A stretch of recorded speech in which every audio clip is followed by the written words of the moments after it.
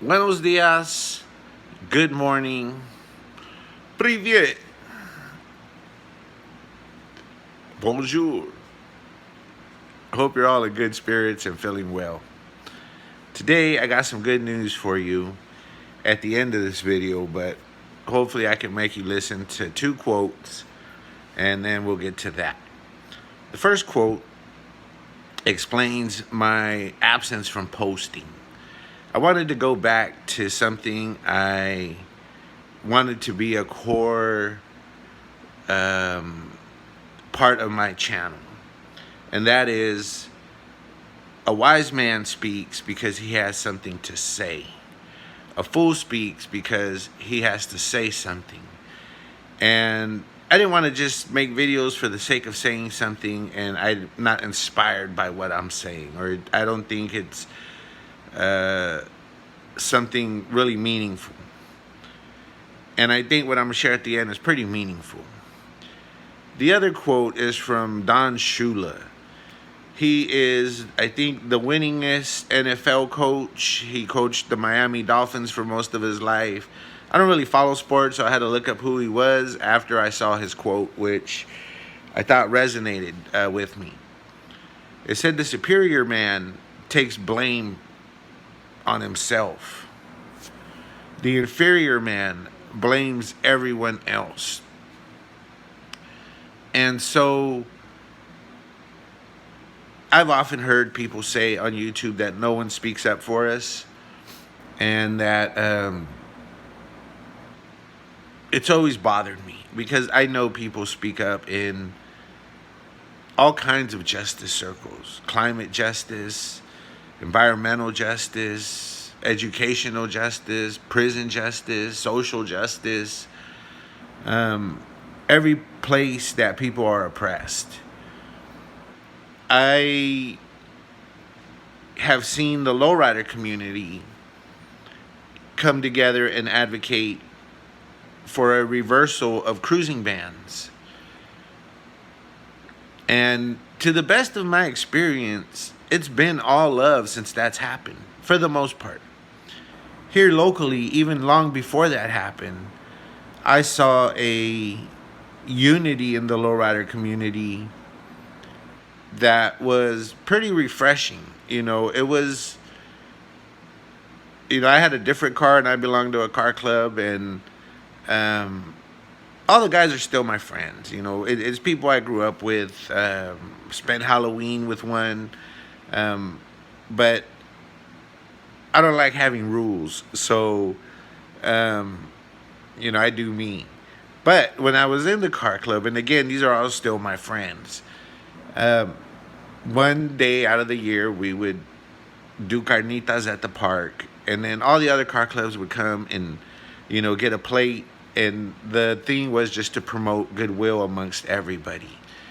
And when we did it, it's not that we were anything special, because everyone else was doing something similar to promote goodwill amongst everybody. And I always just saw nothing but love. It was amazing. And this is going back 6, 7 years, 8 years even.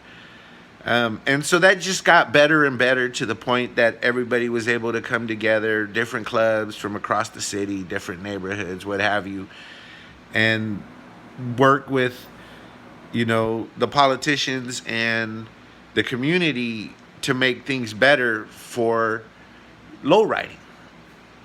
And I've seen, lowriders working with, wealthy neighborhood associations to get the park nice, and everybody shares it. And that's a wonderful thing. And kudos to the politician that made that happen.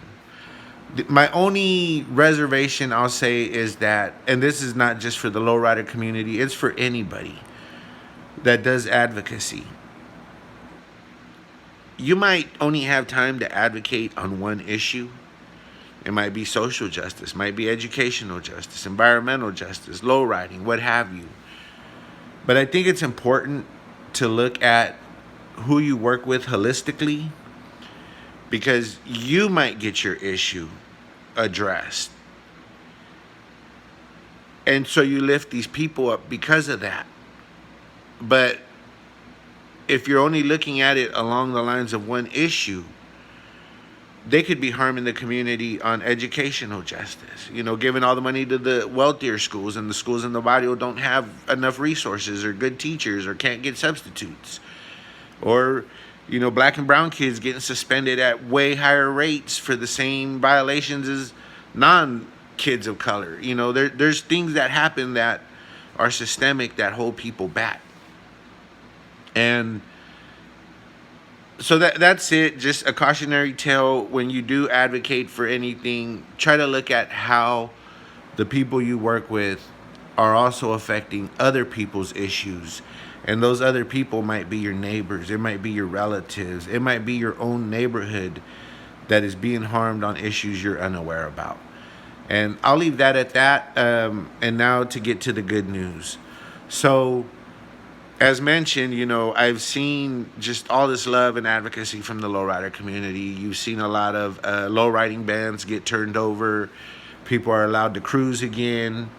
And to that effect, I would even say that I've seen clubs and people just be so friggin' phenomenal. In the Facebook groups, someone might complain, hey, people left a lot of garbage, left beers behind, and this doesn't make us look good. And the following week, boom, there's fucking cleanup crews out there picking everything up and leaving it better than they found it. That is amazing shit and just good all around, like unity, and it's a beautiful thing. So today, I saw that the history of lowriding will now be taught in California in junior highs and high schools.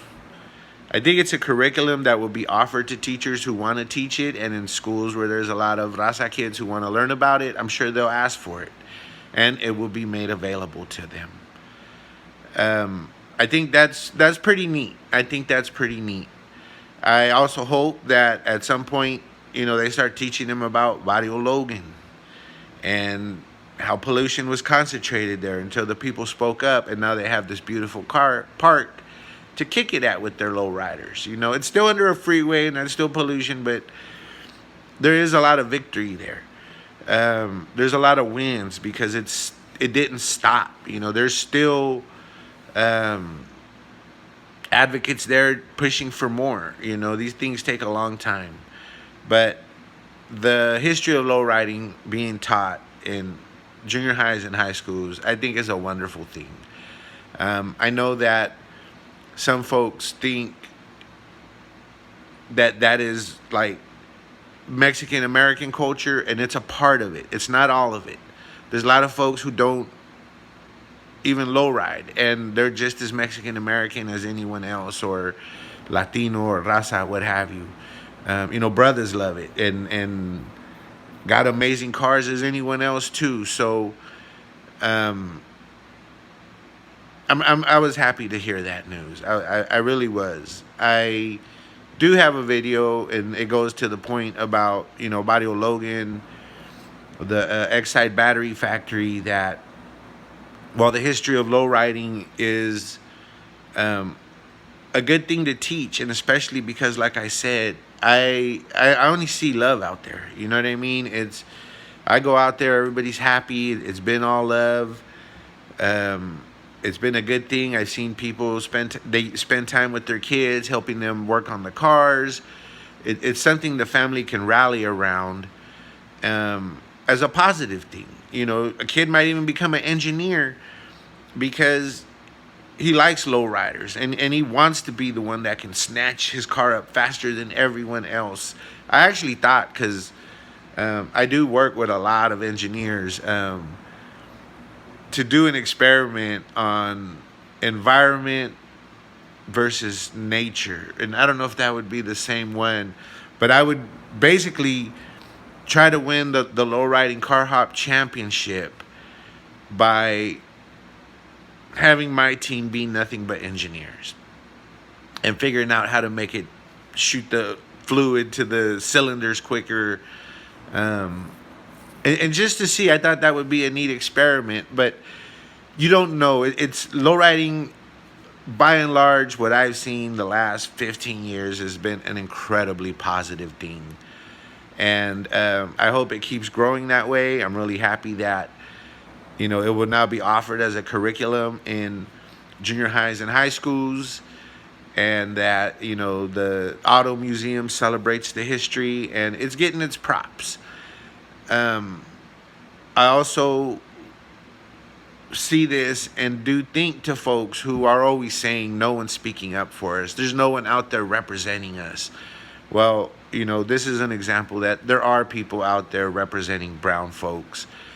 And I could point to countless legitimate, decent, full of integrity folks speaking up for your kids not having to breathe pollution just because they're brown that other kids don't. So there are people speaking up for you.